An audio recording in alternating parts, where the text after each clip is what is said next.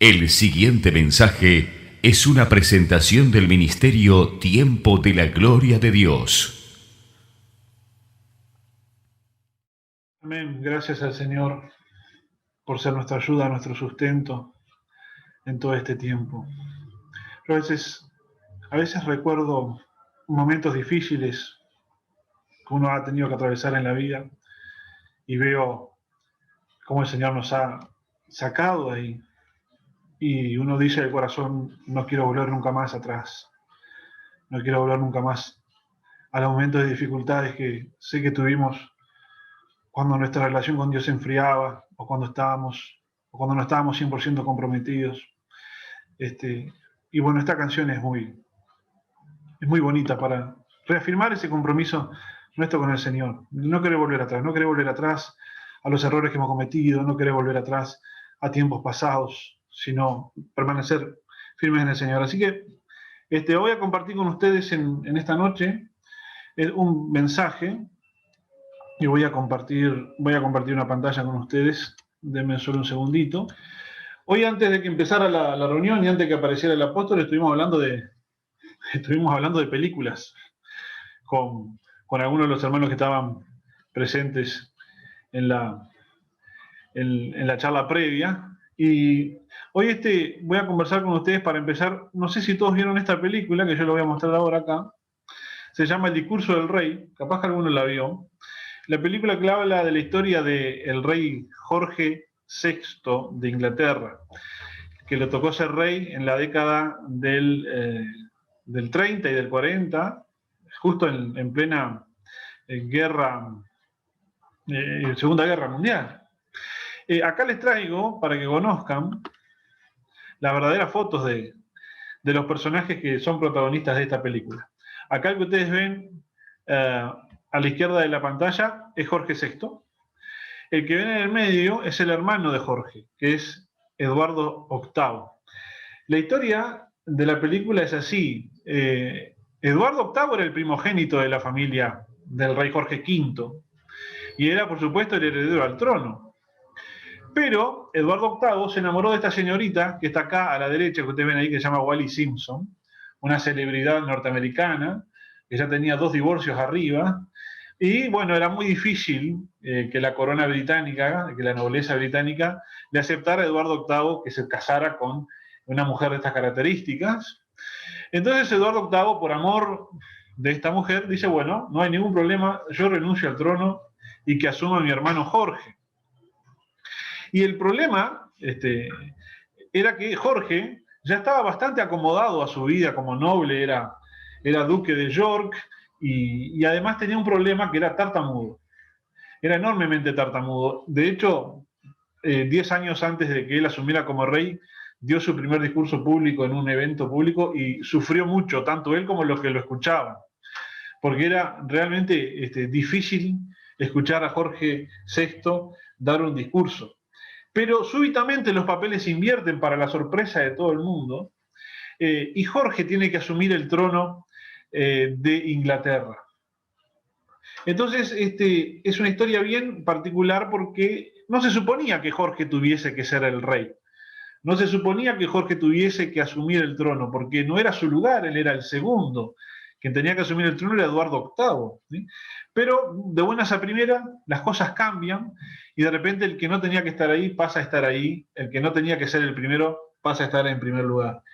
¿Y a qué nos hace acordar esta historia? Naturalmente usted ya está pensando en varias historias de la palabra del Señor donde esto ha ocurrido, ¿verdad? Donde no se suponía que alguien tuviese que estar en un lugar y de repente Dios cambia las cosas y está. Por ejemplo, Génesis 25, 21, que ustedes ya lo están viendo ahí en pantalla, dice así la palabra del Señor, dice, y oró Isaac a Jehová por su mujer, que era estéril, y lo aceptó Jehová. Y concibió Rebeca, su mujer, y los hijos luchaban dentro de ella. Y dijo, si es así, ¿para qué vivo yo? Y fue a consultar a Jehová. Y le respondió Jehová, 2 naciones hay en tu seno, y 2 pueblos serán divididos desde tus entrañas. El un pueblo será más fuerte que el otro pueblo, y el mayor servirá al menor. Conocemos todos nosotros la historia de los dos hijos de Isaac, de Jacob y de Esaú, donde desde un principio el Señor profetizó que el menor iba a tomar el lugar del mayor y que el mayor iba a servir al menor. ¿Sí? Y esto ocurre acá, algunos versículos después en esta novela, a partir del 27, usted lo va a ver ahí, dice, y crecieron los niños y Esaú fue diestro en la casa, hombre del campo, pero Jacob era varón perfecto, perdón, era varón quieto, que habitaba en tiendas. Y amó Isaac a Esaú porque comía de su casa, mas Rebeca amaba a Jacob. Y guisó Jacob un potaje, y volviendo Esaú del campo cansado, dijo Jacob, te ruego que me des a comer de ese guiso rojo, porque pues estoy muy cansado. Por tanto fue llamado su nombre Edom. Y Jacob respondió, véndeme en este día tu primogenitura. Entonces dijo Esaú, he aquí yo me voy a morir, ¿para qué pues me servirá la primogenitura? Y Jacob dijo, júramelo en este día, y él le juró, y vendió Jacob su primogenitura. Entonces Jacob dio a Esaú pan y del guisado de las lentejas, y él comió y bebió, y se levantó y se fue. Así menospreció Esaú la primogenitura. Una historia muy parecida a la que les conté al principio. El rey Eduardo menospreció su lugar en el trono, se lo dejó a su hermano, no me importa más casarme con esta mujer que amo. Y acá Esaú hizo lo mismo, te doy mi primogenitura, no me interesa, me importa más comer este guiso y satisfacer mi necesidad más inmediata que lo que va a venir, quién sabe aquí cuándo, ¿verdad? Y también tenemos otro ejemplo que es muy, muy emocionante, que es el ejemplo de los hijos de José. Ustedes se acuerdan José, que fue vendido a Egipto como esclavo, a esta altura del relato que yo le voy a contar, los hermanos de José ya habían aparecido en Egipto, ya lo habían reconocido, José ya se había traído toda su familia a vivir a Egipto, y el viejo Jacob, el viejo Israel, ya está en sus últimos días, a punto de morirse. Entonces, como era la costumbre, empieza a entregar bendiciones a todos sus hijos y nietos. Y aquí tenemos Génesis 48:8, que dice, y vio Israel los hijos de José, y dijo, ¿quiénes son estos? Y respondió José a su padre, son mis hijos, que Dios me ha dado aquí. Y él le dijo, acércalos ahora a mí y los bendeciré. Y los ojos de Israel estaban tan agravados por la vejez que no podía ver.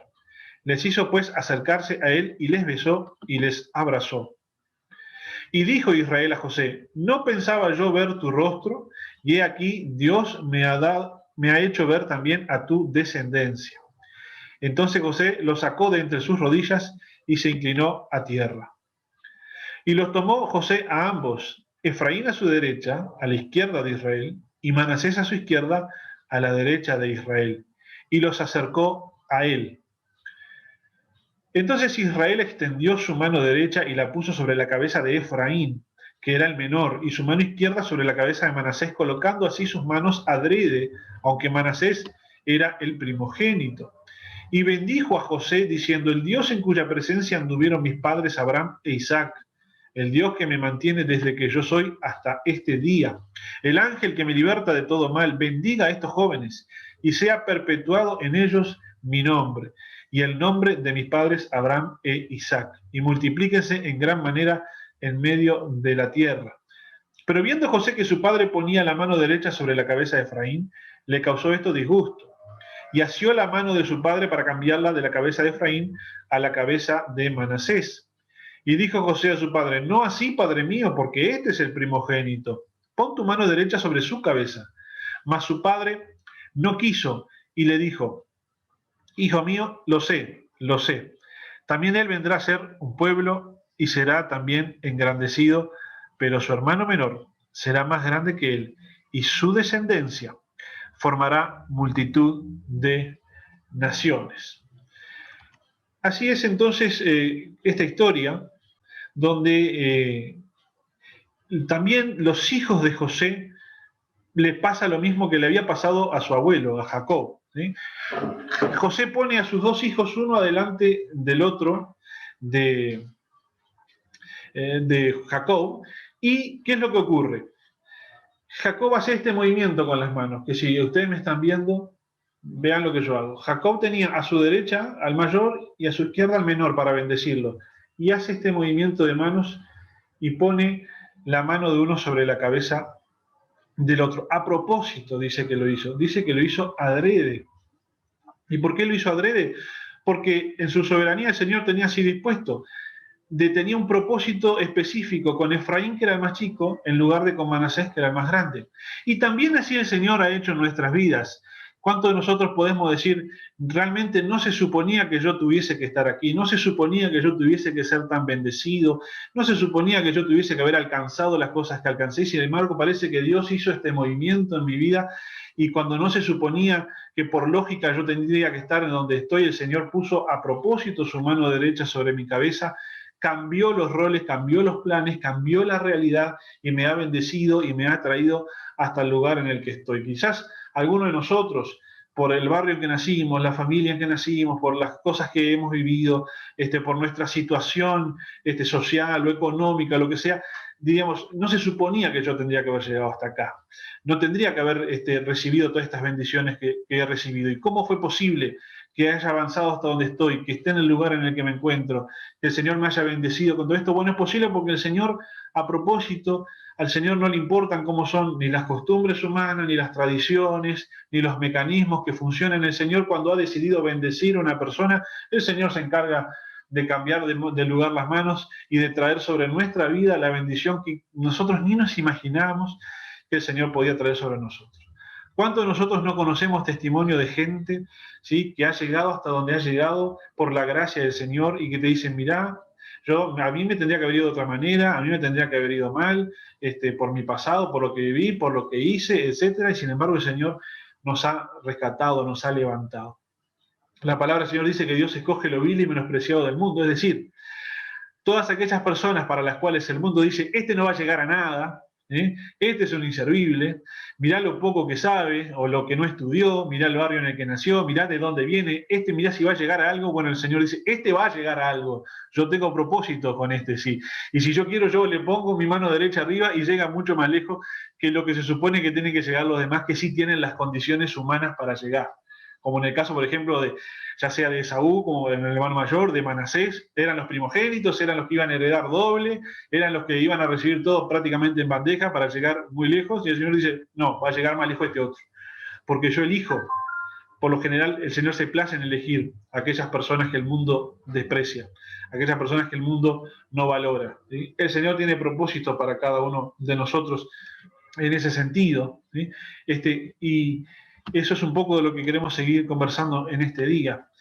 El Señor, en su soberanía, va a cambiar los órdenes naturales o va a cambiar las costumbres humanas para poder cumplir su propósito. Pero la historia no se agota acá en Jacob y Esaú, la historia no se agota en Manasés y Efraín. También tenemos otros ejemplos en la palabra del Señor que podemos citar, como por ejemplo el caso del rey David. Todos ustedes se recordarán que el rey David era el último de 8 hijos. ¿Sí? ¿Quién le iba a dar al rey David? ¿Quién iba a apostar un peso por el rey David? Nadie. Pero ahí el Señor nuevamente cambió de orden las manos, cambió de lugar cuando se suponía que iban a ungir al más grande, y si no era el más grande era el segundo, y si no por lo menos el tercero. Bueno, el Señor dice, no, el último, el que ni siquiera invitaron a la fiesta, a ese he elegido yo como David. También podemos ver el caso de la reina Esther. No se suponía que una judía tuviese que integrar la nobleza del imperio persa. No se suponía que una judía pudiese llegar a ser la reina que acompañara al rey Asuero. Sin embargo, el Señor tenía propósitos, el Señor tenía un objetivo claro con Esther y fue moviendo los acontecimientos de forma tal que Esther pudiese estar en el lugar en el que estaba, en el momento en el que estaba, porque era designio del Señor, que ella estuviese allí para salvar a su pueblo prácticamente del exterminio, porque realmente si no hubiese sido porque Esther estuviese allí, el pueblo de Israel hubiese sido prácticamente liquidado, prácticamente exterminado. Y hasta allí el Señor llevó a Esther. Entonces, el Señor tiene propósito para nuestras vidas. Y como el Señor tiene propósito para nuestras vidas, ¿qué es lo que nosotros necesitamos para poder alcanzar esos propósitos? Porque no es solamente saber que Dios tiene un propósito, no es solamente saber que Dios me ha rescatado, me ha elegido, sino qué debo hacer yo, cómo debo conducirme yo para poder alcanzar ese propósito. Y para eso vamos a estar hablando acerca del instrumento más poderoso que nosotros tenemos, que es la fe. Todos nosotros necesitamos fe para poder alcanzar los propósitos. Pero hay varios tipos de fe, hay varias formas de que se manifieste la fe, y en eso nos queremos concentrar en esta noche. En varios tipos de fe. Necesitamos fe para avanzar, necesitamos fe para no retroceder, como decía la adoración que elegimos en esta tarde, de no volver atrás, ¿sí? Y para eso vamos a estar compartiendo con ustedes un versículo, un pasaje de la palabra del Señor que es muy conocido, que se encuentra en Mateo capítulo 14, del 22 al 33. Yo le voy a pedir que me acompañe en la lectura. Enseguida Jesús hizo a sus discípulos entrar en la barca e ir delante de él a la otra ribera, entre tanto que él despedía a la multitud. Despedida la multitud, subió al monte a orar aparte, y cuando llegó la noche estaba allí solo. Y ya la barca estaba en medio del mar, azotada por las olas porque el viento era contrario. Mas a la cuarta vigilia de la noche, Jesús vino a ellos andando sobre el mar. Y los discípulos, viéndole andar sobre el mar, se turbaron, diciendo, ¡un fantasma! Y dieron voces de miedo. Pero enseguida Jesús les habló, diciendo, tened ánimo, yo soy, no temáis. Entonces le respondió Pedro y dijo, Señor, si eres tú, manda que yo vaya a ti sobre las aguas. Y él dijo, ven. Y descendiendo Pedro de la barca andaba sobre las aguas para ir a Jesús. Pero al ver el fuerte viento tuvo miedo, y comenzando a hundirse dio voces, diciendo, Señor, sálvame. Al momento, Jesús extendió la mano, asió de él y le dijo, hombre de poca fe, ¿por qué dudaste? Y cuando ellos subieron a la barca, se calmó el viento. Entonces los que estaban en la barca vinieron y le adoraron, diciendo, verdaderamente eres Hijo de Dios. El primer aspecto que vamos a estudiar acerca de la fe, basados en este pasaje, es que Pedro tuvo fe para lo inmediato. La fe para lo inmediato es lo que nosotros llamamos una fe para dar el primer paso. Es una fe bastante impulsiva, es una fe que a mí me permite dar el primer paso, avanzar, ¿sí? Es algo más que nada emocional, un entusiasmo inicial, ¿sí? Y que uno lo observa en muchas personas, principalmente en aquellas personas que nosotros vemos que se acercan a la iglesia o se acercan al Señor, y cuando se acercan, recién se acercan, están como encendidas a fuego, ¿verdad? Están on fire, fervientes, ¿sí? Porque, por ejemplo, la persona se acerca con una necesidad, oramos por esa persona, el Señor responde y eso activa la fe de la persona, ¿verdad? Entonces la persona se acerca al Señor. Y bueno, y se congrega 2 o 3 semanas y después no sabemos más nada de esa persona, desaparece completamente del mapa, ¿sí? Porque, bueno, evidentemente hubo algún problema, alguna dificultad, algo más que hizo que, bueno, esa persona no pudiera permanecer. ¿Sí? La fe le dio para lo inmediato, la fe le dio para la primera petición, para el primer paso, pero luego los problemas hicieron que esa fe no fuera suficiente. Que es lo mismo que le pasó a Pedro. Pedro tuvo una fe para dar el primer paso. Pedro le dijo al maestro, maestro, si eres tú, manda que vaya sobre las aguas. El maestro le da una palabra, le dice, ven. Y solo con esa palabra para Pedro es suficiente, Pedro avanza. Pero, ¿qué es lo que ocurre? A Pedro le faltó la fe para sostenerse sobre el mar. Por eso el Señor Jesús le dice, hombre de poca fe. Porque no es que Pedro no tuviera fe, sino que tenía, pero tenía poca. O sea, la fe que tenía Pedro era insuficiente, ¿sí? Es decir, Pedro tenía fe para el paso inicial, fe para lo inmediato, fe para lanzarse al agua. Pero lo que el maestro le enseña cuando le dice hombre de poca fe, que es lo mismo que decir hombre con fe insuficiente, con fe corta, se necesita algo más que esa fe inicial para poder transitar, para poder caminar en el camino del Señor. Se necesita algo más que esa fe inicial. Se necesita tener una fe que nos permita soportar el proceso. Así que fe para lo inmediato es lo primero, pero lo que nosotros necesitamos es fe para el proceso. Una fe que supere el entusiasmo inicial, una fe que supere el impulso inicial de servir al Señor, de acercarnos al Señor, para que esa fe pase a un lugar, una fe que logre sostenerse a través del tiempo. No solamente una fe para recibir un milagro, sino una fe para sostener el milagro, ¿sí? Muchas veces tenemos fe para recibir un milagro, recibimos el milagro. Imagínense ¿Cuántos casos ustedes conocen, inclusive de nosotros, de nuestra propia experiencia, de que nuestro acercamiento al Señor fue por una petición? ¿Sí? Nuestro acercamiento al Señor fue pidiéndole por algo, la sanidad de una enfermedad, la resolución de un problema, ¿sí? Y el Señor responde, y uno dice, esto es un milagro, no puedo creer, ¿sí? Una enfermedad, me habían desahuciado, bueno, se sanó, ¿verdad? Bueno, entonces uno ve esas acciones que son milagros concretos, que se dan en un instante de tiempo, ¿sí? Pero luego eso como que se pierde, ¿sí? ¿Por qué? Porque la fe no es una fe de procesos, es una fe instantánea, es una fe de lo inmediato, ¿sí? Vengo con enormes problemas, con enormes dificultades en mi matrimonio y desde que empecé a venir a la iglesia se arregló. Y dice, bueno, que estoy contento que se arregló mi relación con mi esposa, ¿sí? Pero 3 semanas después se volvieron a pelear como antes. Entonces eso tira abajo el plafón, como solemos decir, ¿no? Entonces la fe no me dio para sostener la situación, no me dio para mantener la bendición, sino que se pierde. Se pierde porque es una fe insuficiente.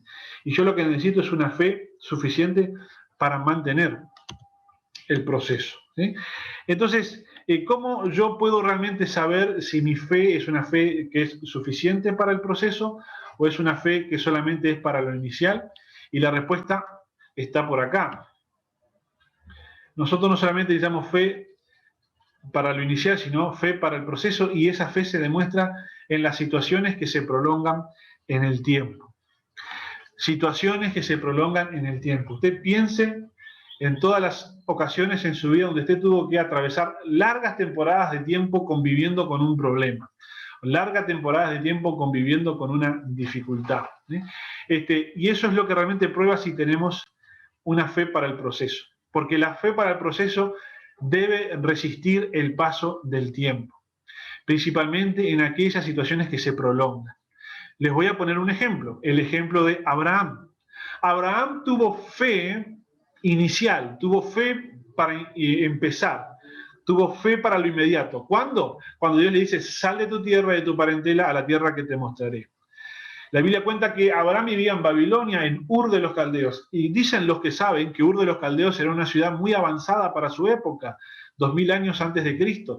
Ya tenía incluso sistemas de saneamiento, cosas que algunas ciudades de este país en este siglo XXI no tienen todavía, ¿verdad? Imagínense entonces los caldeos, los babilonios, donde vivía Abraham, estaba cómodo, tenía casa, tenía baño, y estaba cómodo el hombre. Y Dios dice, salí a la tierra que te voy a mostrar, lo cual implica salir a acampar en una tierra que no conozco y que mayormente es desierto. Pero ¿por qué sale Abraham? Sale porque tiene fe para lo inmediato.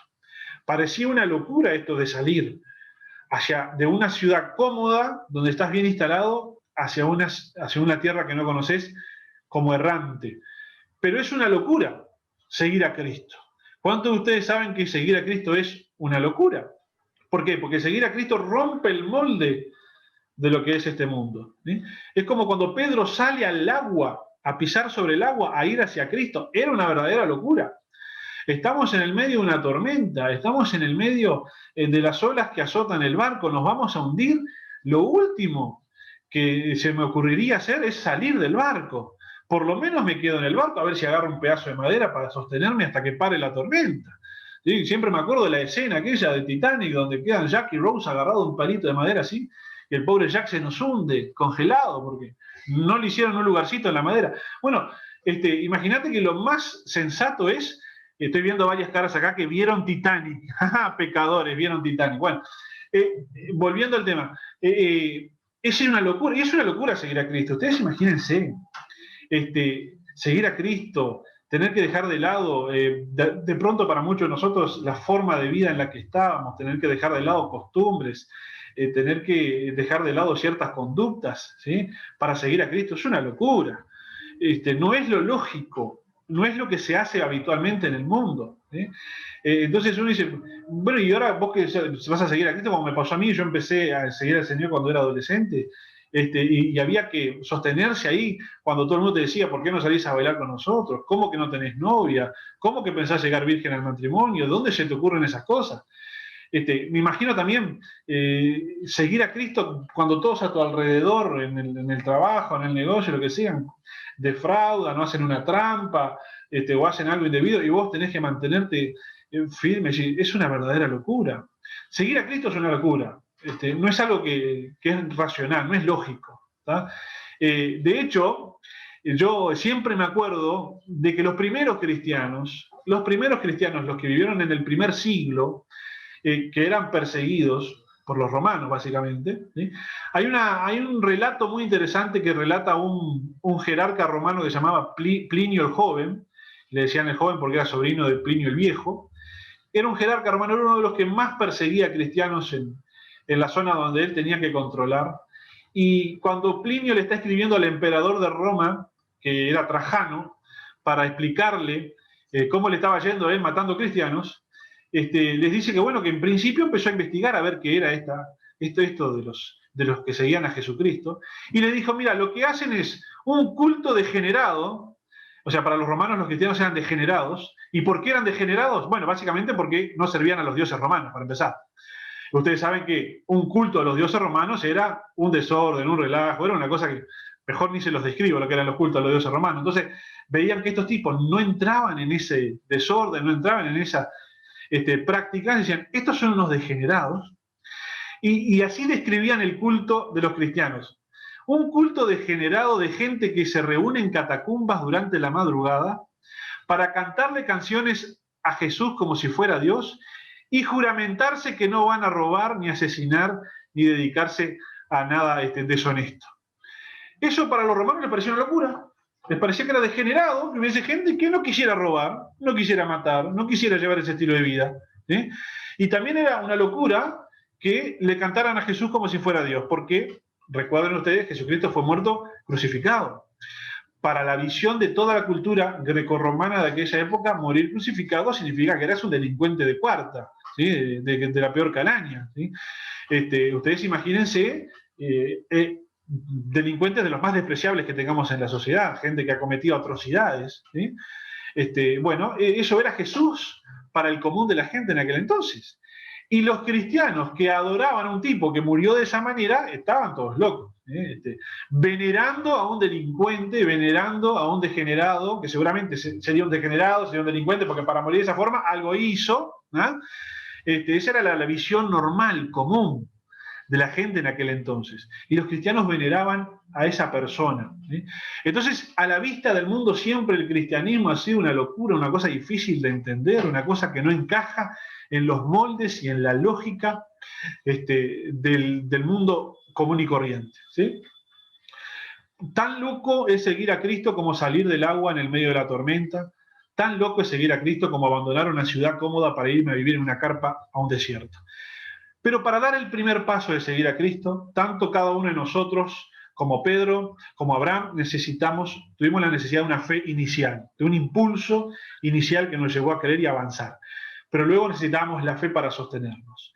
Y piensen en el caso de Abraham, que fue el caso que yo traje a colación hace unos minutos. Años y años esperando para tener el hijo que no venía y no venía. Es decir, una situación de problema, una situación de esterilidad que se sostenía en el tiempo, que se prolongaba en el tiempo. ¿Sí? Salió a los 75 y eran 85 y seguía sin tener hijo, y era 95 y seguía sin tener hijo, y era 99 y seguía sin tener hijo. Entonces prácticamente Abraham atravesó esa misma situación que muchos de nosotros hemos atravesado, de ver cómo una situación se sostiene a lo largo del tiempo y no se soluciona, y es lo que pone a prueba nuestra fe. Las situaciones que se prolongan en el tiempo son las que ponen a prueba nuestra fe. En el caso de Abraham fue así, y también es en el caso de cada uno de nosotros. Por lo tanto, hermanos, nosotros no debemos conformarnos con tener momentos de fe. No debemos conformarnos con tener momentos de fe. Esos momentos en los cuales uno está pidiendo un milagro, ocurre el milagro y después como que se agota, como que es un sube y baja. No, nosotros debemos enfrentar el proceso para convertirnos en personas de fe que pueden no solamente recibir, sino también mantener las bendiciones que el Señor nos ha dado. Esto es lo que le pasó al apóstol Pedro.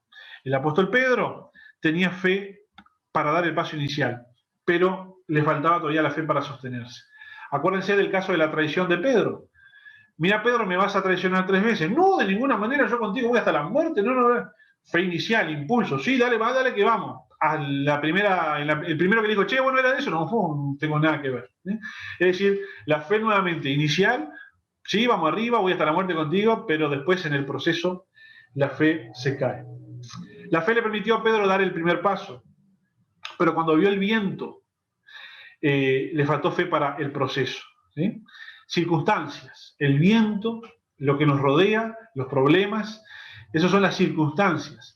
Y ante esas circunstancias nosotros debemos permanecer firmes. Ante esas circunstancias nosotros debemos ejercitar una fe que soporte el proceso. ¿Sí? Podríamos poner alguno que otro ejemplo. Por ejemplo, se necesita fe para casarse, y se necesita mucha fe para casarse. Fe para dar ese paso inicial. ¿Te querés casar conmigo? Sí, bárbaro. Y nos casamos. Y bueno, y preparamos la fiesta, y preparamos el acto mismo del matrimonio, y el Señor te bendice, como nos bendijo a nosotros, tremendo. La manera en que conseguimos apartamento para alquilar, todos los obsequios que nos hicieron, entramos a la vida de casados sin deber nada y con toda la casa amueblada, qué bendición. Yo de esos testimonios he escuchado unos cuantos, pero después hay que tener fe para mantener el matrimonio. Mientras el tiempo pasa, vienen problemas, vienen dificultades, las discusiones, las rispideces, las naturales rispideces de querer conciliar dos personas que de pronto no tienen por qué haber tenido los mismos estilos de vida antes, ¿no? Usted fíjese nada más que a mi señora le gusta madrugar y a mí no. A mi señora le encanta hacer la cama todos los días y a mí me da igual si la cama está deshecha. Por poner ejemplos concretos, prácticos, sin ahondar en mucho detalle, de cómo estoy viendo acá matrimonios que se ríen, para que vean que no miento. De cómo uno tiene que conciliar de pronto estilos de vida que eran distintos para empezar a construir una cosa nueva y genera problemas. Y hay que tener fe entonces para sostener la decisión.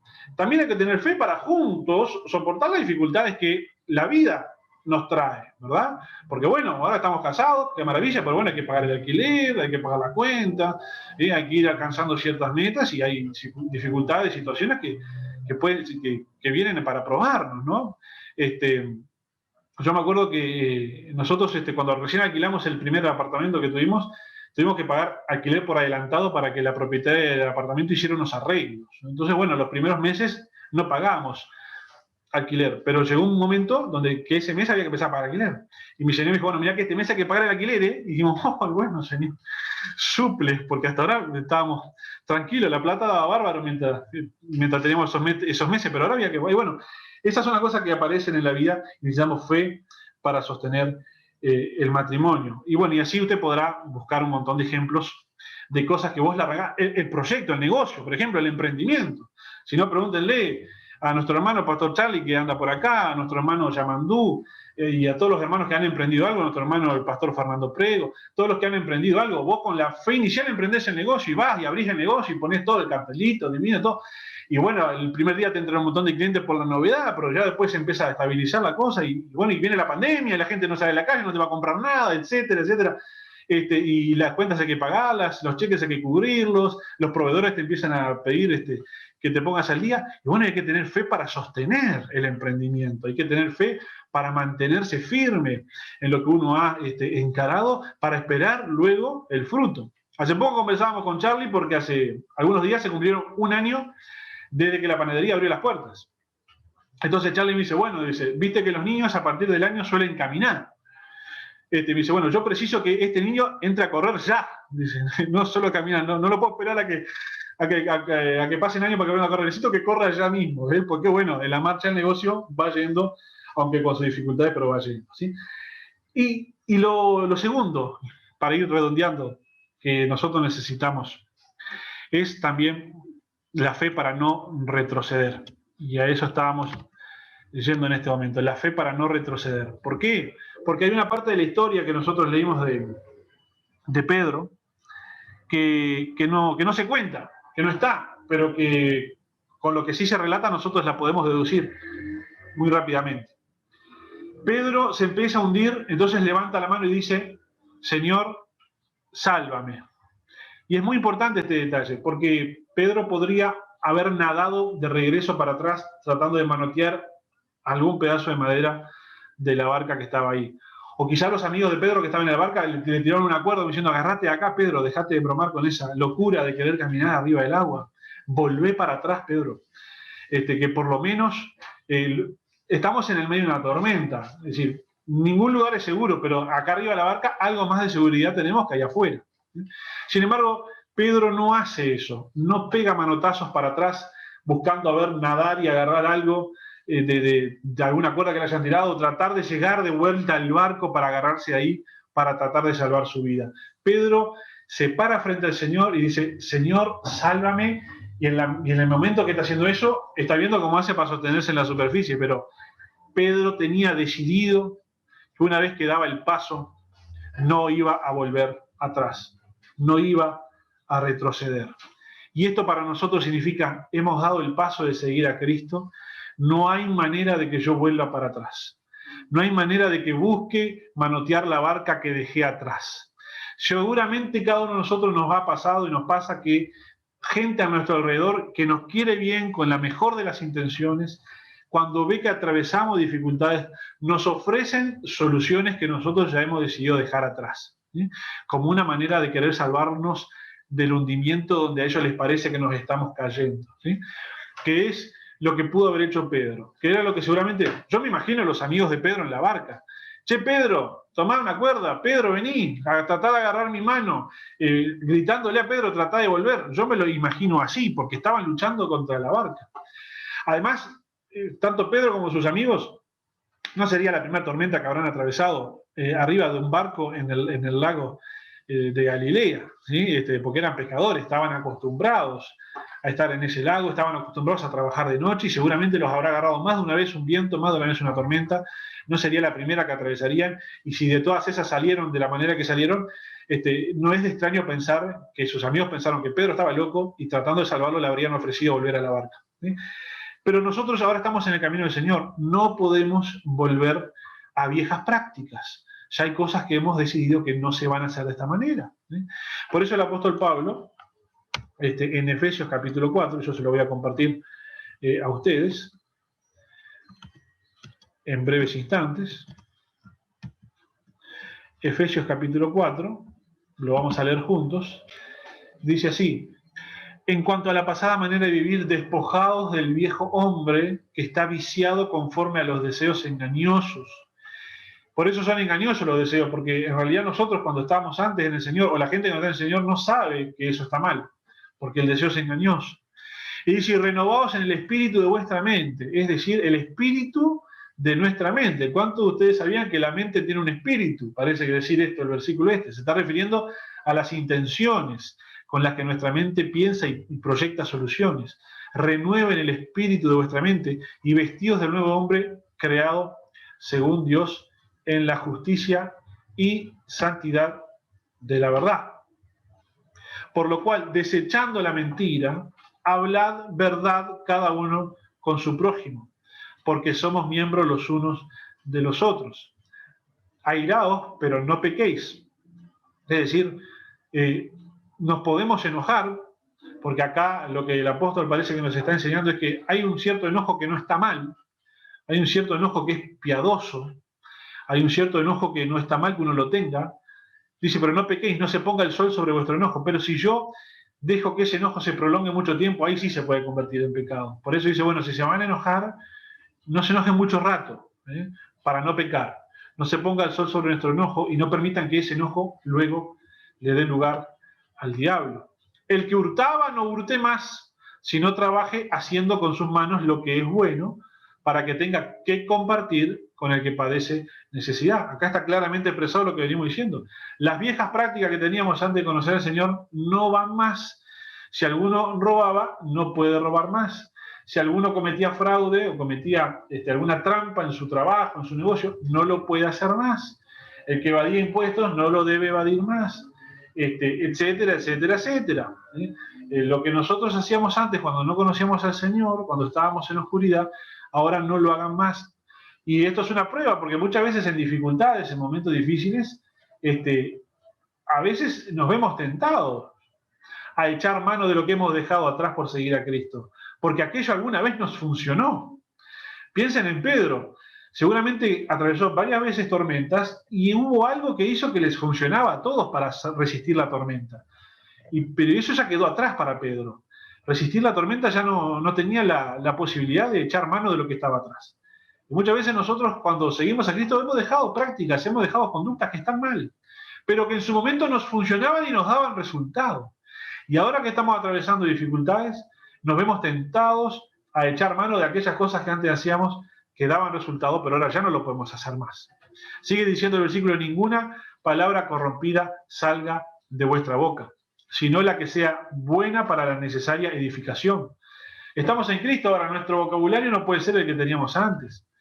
Está bien que el Señor tenga amor y misericordia a cada uno de nosotros, pero hay cosas que ya no pueden salir de nuestra boca, porque nuestra palabra no debe ser corrompida, sino que tiene que ser una palabra buena para que cumpla un objetivo, la necesaria edificación. Miren lo que dice: a fin de dar gracia a los oyentes. Es decir, cuando otra persona que nos escucha, que le dé gusto escucharnos hablar, que le dé gusto la forma en que nos expresamos, las palabras que utilizamos, inclusive para expresar las cosas más difíciles, o cuando tenemos que expresar nuestra bronca o enojo por algo, que las palabras que utilicemos, la otra persona le dé gusto, le dé agrado escucharlas. Y esto de la utilización de las palabras es algo con lo que muchos de nosotros luchamos. La palabra del Señor dice: en la mucha palabra no falta pecado. Así que el que habla mucho seguramente mete la pata. Si sos de hablar mucho, de opinar de todo, de meterte en todos lugares para dar tu opinión, para decir algo, seguro pecás. Y de eso yo creo que soy el primero, pero trato de controlarme lo más que pueda. Por eso muchas veces es mejor el silencio, pensar bien las palabras que vamos a decir, para no meter la pata. Y no contristéis al Espíritu Santo de Dios, con el cual fuisteis sellados para el día de la redención. Y lo otro, la fe para no retroceder, no es solamente la fe necesaria para no apelar a las viejas prácticas, sino que la fe para no retroceder es aquella fe necesaria para no escapar de los problemas. Porque los problemas son los que prueban nuestra fe, y si nuestra fe resiste el problema, por más que se prolongue en el tiempo, va a terminar siendo una fe útil y fuerte para resistir el proceso, recibir las bendiciones y mantener las bendiciones del Señor en nuestras vidas. Y aquí yo puse en la placa que usted está viendo: tentación más Getsemaní, porque voy a compartir con ustedes una cosa que compartió con nosotros nuestro hermano Edel Buyanov hace algunos lunes en el Ombú, que es realmente muy interesante. Recuerden la tentación del Señor Jesús. En la tentación del Señor Jesús, el Señor estaba en ayuno y por lo tanto no debería comer. Entonces el enemigo se aparece y le dice: si eres hijo de Dios, haz que estas piedras se conviertan en pan. Realmente nosotros creemos que el Señor Jesús podría haber convertido las piedras en pan, y hasta podría haber comido si quería, porque tampoco era un pecado comer, ¿sí? Pero en ese momento, como él estaba de ayuno, comer significaba ceder ante sus sentimientos, ceder ante sus emociones, o ceder ante su impulso, ¿sí? Entonces Jesús dice: no, porque yo en la tentación, en este momento, me estoy entrenando para un objetivo mayor, para un objetivo futuro, que iba a ser su entrega, su crucifixión. Entonces Jesucristo necesitaba poder pasar la prueba de resistir sus emociones que le pedían comer, ¿sí? Para no ceder ante ellas y poder estar de esa manera entrenado para lo que iba a venir después. Lo que iba a venir después era Getsemaní, porque allí en Getsemaní, en la última noche en la que el Señor Jesús es entregado, sus sentimientos, sus emociones eran de escapar de ahí. La palabra nos muestra que Jesús estaba en un estado de tensión, de nervios, de angustia que era tremenda. Dice que se angustió hasta la muerte por lo que le iba a tocar pasar, porque él sabía que a partir de ese momento le iba a venir la tortura, el castigo y finalmente la crucifixión. Y su cuerpo humano, su humanidad, le pedían escapar de ahí, ¿sí? Pero el Señor Jesús pudo resistir ese impulso de querer escapar de ahí, porque él ya estaba entrenado en eso. Porque cuando atravesó la tentación y fue tentado a comer, él se entrenó aguantando en esa ocasión y no comió. Y por eso él estaba entrenado para resistir ahora en esta otra ocasión a sus sentimientos, a sus impulsos y permanecer y de esa manera poder ser ofrecido como el sacrificio que perdona tus pecados y el mío y que nos da vida eterna a ti y a mí, cuando lo natural hubiese sido querer escapar del horror que él sabía que le iba a esperar. ¿Sí?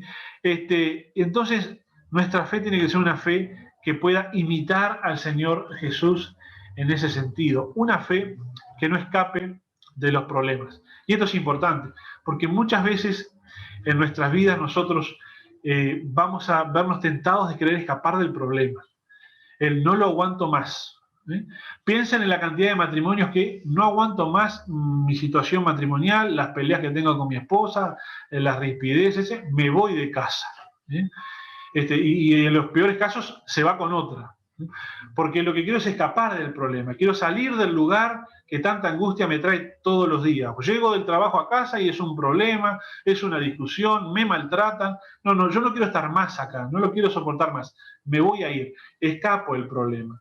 Lo mismo que ocurre muchas veces con los jóvenes, cuando ya han salido de la etapa de la adolescencia y empiezan a hacer sus primeras armas, sus primeros trabajos, y viven un caos en su casa. ¿Sí? No aguantan a sus papás, se pelean con los hermanos o lo que sea, y dicen, estoy deseando el día de tener mi propio dinero para irme. ¿Para qué? Para escapar en realidad de ese problema.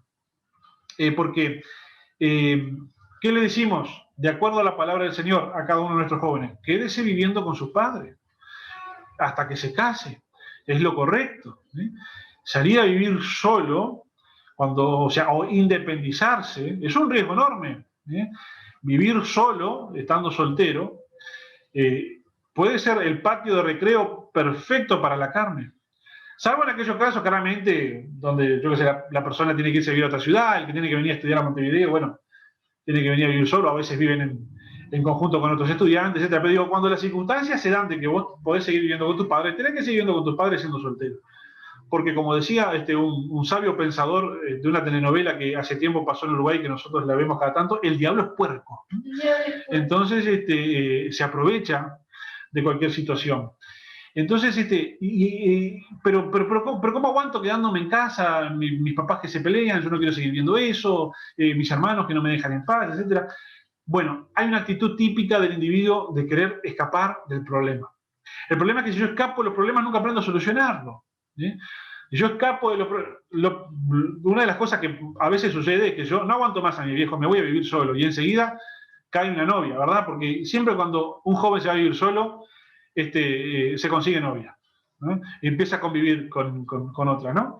Se enamora, justo se enamora, porque siempre ocurre que las personas se enamoran justito, ¿no? El tipo justito se enamora de su amante, ¿no? Toda la gente se enamora justito. El amor es una cosa que hay que tenerlo ahí a raya porque, entre otras cosas, aprovecho para pasarles el chivo a todos, si es amor no significa que esté bien, ¿no? Le digo porque últimamente se utiliza el amor como el justificativo de todo, ¿no? Pero que sea amor no necesariamente significa que esté bien. Porque el amor es pillo también, aparece justito, ¿no? Justito el tipo se enamoró de su compañera de trabajo cuando estaba en una crisis con su esposa. Justito, ¿no? Y entonces dispara. Pero si vos disparás de un lugar para otro, cuando aparezcan los problemas en ese otro lugar no sabés resolverlo, vas a disparar de vuelta, ¿no? Entonces, la fe nos tiene que servir para no escapar del problema. Para no escapar del problema, ¿sí? Entonces, yo debo permanecer en el lugar en el que estoy, en el que me corresponde estar, y tener cuidado con las trampas que nos pone la carne. Porque eso de querer independizarme y de querer vivir solo y de querer que nadie me controle y de no darle cuentas a nadie, eso es bien típico de la naturaleza carnal. ¿Por qué? Porque a la naturaleza carnal le encanta sentirse como un pequeño soberano que hace lo que quiere y no le rinde cuentas a nadie. Y el tener que rendirle cuentas a alguien, el tener yo que llegar a casa de mis padres y decirles a dónde fui, por qué llegué hasta ahora, aunque tenga 23 años y labure, es un ejercicio de sometimiento muy bueno y positivo para el creyente. Porque uno tiene que estar constantemente rindiéndole cuentas al Señor de lo que hace, por ejemplo, y no está bueno que uno se exponga a circunstancias donde yo no le tengo que rendir cuenta a nadie, no le tengo que explicar nada a nadie, ¿sí? Porque esa posición de pequeños soberanos luego nos termina conduciendo por caminos que no son los más positivos, ¿sí? Mi señora se casó con 30 años y hasta el día antes de casarse les decía a su madre dónde estaba, por qué llegaba a la hora que llegaba, si iba a salir, a dónde iba a salir, y tenía 30 años y trabajaba.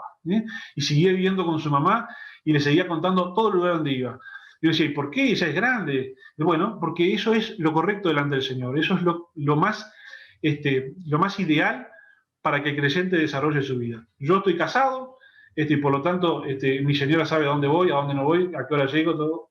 Nos hablamos todos, sabemos dónde estamos en todo el tiempo, ¿sí? Como corresponde. Si en algún momento me da un arranque de decir, ¿cómo me gustaría no tener que explicarle nada a nadie? No tener que darle explicaciones a nadie.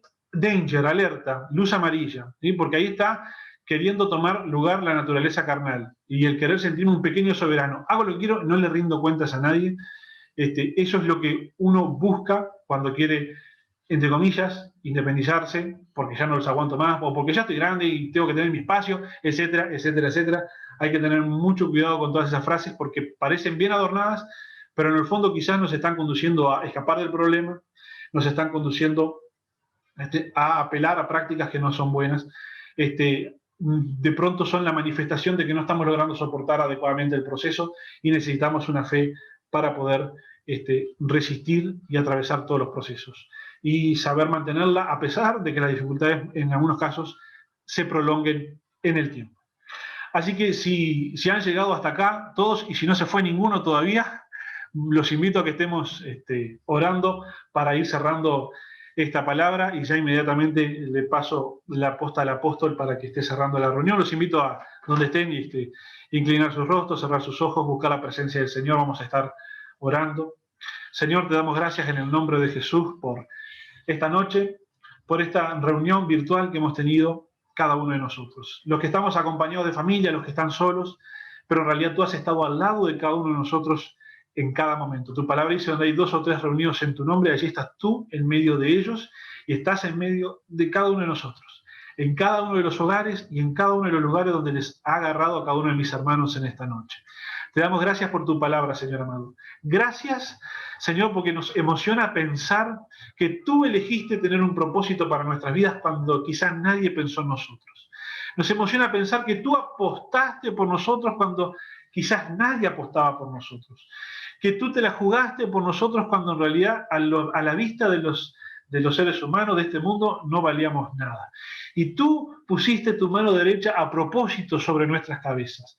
Porque cuando quizás para el mundo no servíamos para nada, no estábamos lo suficientemente preparados, no veníamos de la familia correcta, no nacimos en el barrio correcto, bueno, tú nos elegiste, tú extendiste tu mano y dijiste, con este tengo un propósito.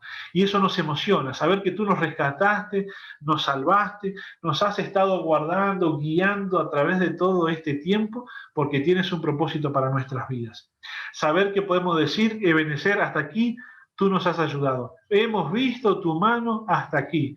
Señor amado, y sabemos que el hecho de que tú has sido fiel con nosotros hasta hoy, es la garantía de que también lo serás mañana. Por eso caminamos confiados, Señor amado, en tu camino, porque sabemos que vamos tomados de tu mano. Señor, ayúdanos. Señor, así como hizo Pedro, que extendió la mano y dijo, Señor, sálvame, en el momento en que la fe le fue insuficiente, que nosotros podamos tener la misma actitud, de decir, Señor, sálvame. Señor, estira tu mano para rescatarme. La palabra dice que la mano del Señor no se ha cortado para sanar ni para salvar. La mano del Señor está siempre ahí. La distancia más larga que tenemos del Señor es la de su brazo, y su brazo no es corto. Es decir, el Señor siempre está cerca. Al Señor no le cuesta extender la mano para rescatarnos. Por eso, ante las dificultades, ante los problemas, Señor, levantamos nuestras manos y decimos, sálvame, Señor. Necesitamos que intervengas en mi vida, Padre Celestial. Señor, no quiero volver atrás, no voy a volver atrás. He decidido que el mundo ha quedado atrás y la cruz está delante, porque he decidido seguir a Cristo. Señor, por eso yo estiro mi mano y te pido que me salves. Señor, pero no pienso volver atrás. Capaz que me hundo acá mismo y muero con las botas puestas, Señor, pero no pienso volver atrás. Si me voy a ahogar y si me voy a morir, que sea viéndote a ti, pero de ninguna manera manoteando para tratar de volver hacia ese pasado del que tú me rescataste, para este presente que tú me has dado, que tiene un propósito para mi vida.